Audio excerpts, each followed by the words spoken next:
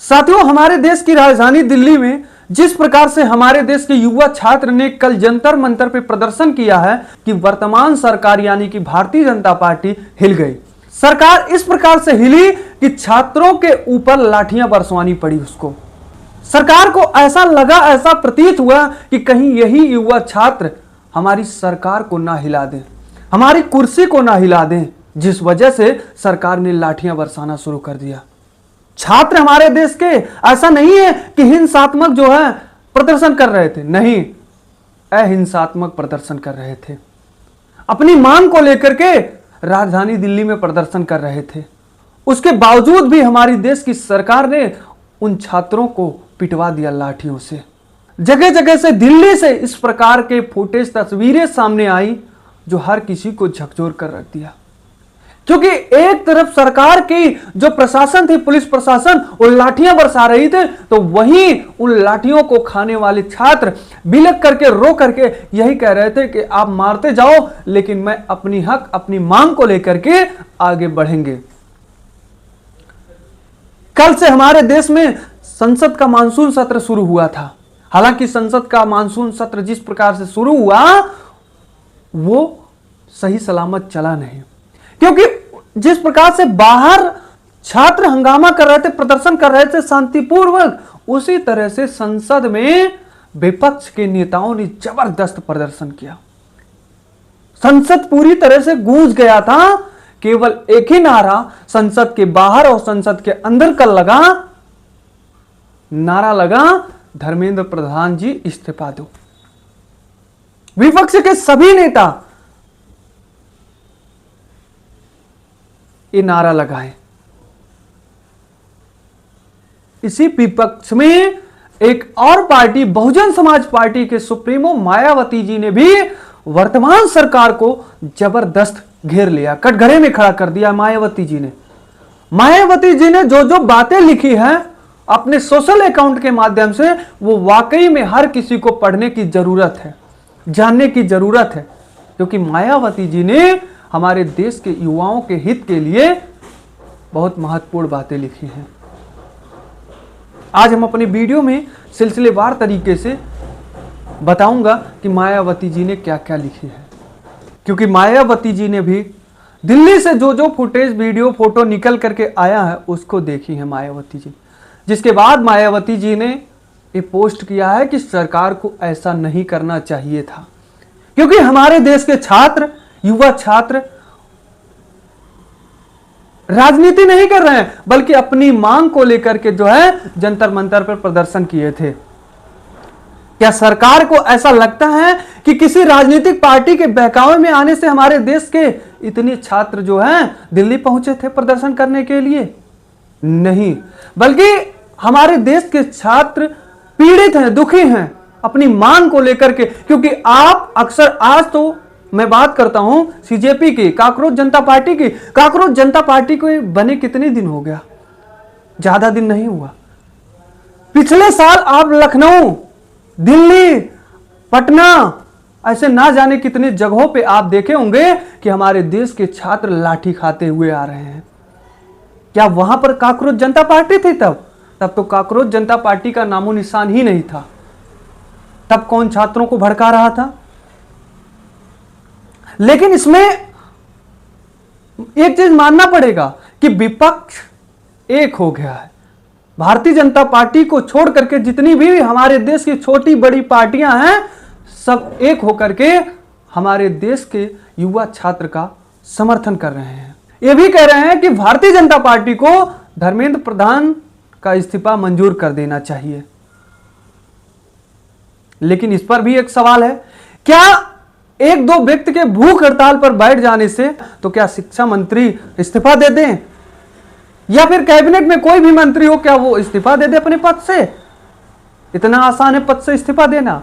तो मैं उनको बता दूं कि ये नैतिकता के आधार पर इस्तीफा देना कोई आम बात नहीं है, कोई नई नहीं है, बल्कि आप पुराने नेताओं के बारे में अगर सर्च करेंगे, चाहे किसी भी पार्टी को आप सर्च करेंगे, उनके नेता, उनके मंत्री इस्तीफा दे दिए हैं। कौन इस्तीफा नहीं दिया? रेल मंत्री तक इस्तीफा दे दिए हैं। आप जाकर के देखिए, उठाइए, पुरानी राजनीति को पढ़िए। ये कोई धर्मेंद्र प्रधान जी का नया इस्तीफा नहीं मांगा जा रहा। भाई गलती तो है, लगातार पेपर पे पेपर लीक हो रहे हैं। क्या एक पेपर लीक हुआ है? आप एक साल, ज्यादा नहीं मैं कहूंगा, धर्मेंद्र प्रधान का कार्यकाल तो लंबा हो गया, लेकिन एक साल आप देखिए, एक साल के अंदर ना जाने कितने पेपर लीक हो गए। ये तो केवल नीट, महज नीट जो इंडिया के टफेस्ट एग्जाम में शामिल है नीट, इसके पेपर लीक की बात को लेकर के जो है मुद्दा को लेकर जंतर मंतर पे प्रदर्शन हो रहा। बाकी अन्य तो पेपर है ही हैं। लेकिन इस प्रोटेस्ट के बाद मायावती जी ने जो जो लिखा है अपने सोशल अकाउंट एक्स के माध्यम से, मैं आपको हर पॉइंट को बताऊंगा और उसका जिक्र भी करूंगा। और आप लोग तर्क भी लगाइएगा, सोचिएगा।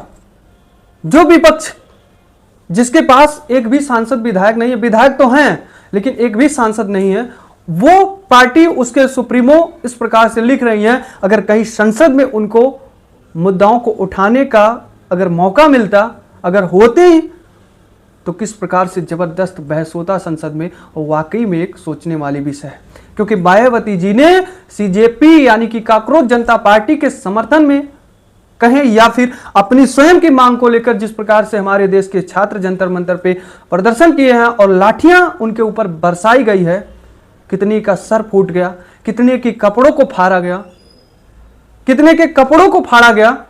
और आपको बताने की जरूरत नहीं है, क्योंकि आज सोशल मीडिया का दौर है और हर एक तस्वीर, वीडियो आपके मोबाइल पर पहुंच गया होगा। जहां पर हमारे देश की बड़ी मीडिया नहीं पहुंच पाई थी, वहां से हमारे छोटे मोटे पत्रकार भाई तस्वीर को लिए और सोशल मीडिया पर प्रसारित कर दिए। चलिए अब हम मायावती जी की जिक्र करते हैं कि मायावती जी ने क्या कहा। मायावती जी ने सबसे पहला पॉइंट वही कहा, क्योंकि कल मानसून सत्र शुरू हुआ और पूरी तरह से वहां पर किसी भी मुद्दाओं को लेकर के बहस नहीं हो पाया, क्योंकि जिस प्रकार से जंतर मंतर पर प्रदर्शन हुआ, वही जो मांग वहां हो रहा था कि धर्मेंद्र प्रधान जी इस्तीफा दो, सेम नारा संसद के भीतर लगा कि धर्मेंद्र प्रधान इस्तीफा दो, जिसके बाद वहां पर भी संसद का कार्यवाही काल जो था उसे समाप्त कर दिया गया उस दिन।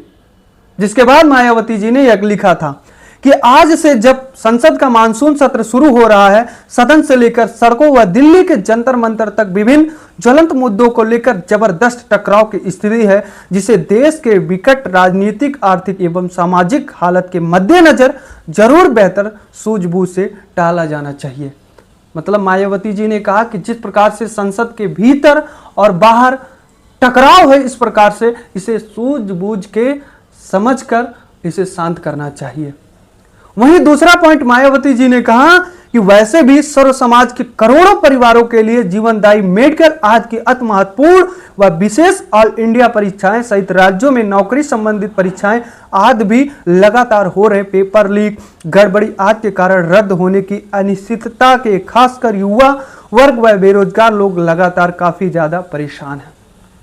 मायावती जी ने कहा उन छात्रों के लिए जो जंतर मंतर पर प्रदर्शन कर रहे हैं कि आज लगातार हमारे देश की बड़े बड़े एग्जाम्स, चाहे मेडिकल के क्षेत्र में हो या फिर शिक्षा के क्षेत्र में हो या फिर किसी और क्षेत्र में हो, उनकी परीक्षाओं के पेपर लीक हो जा रहे हैं।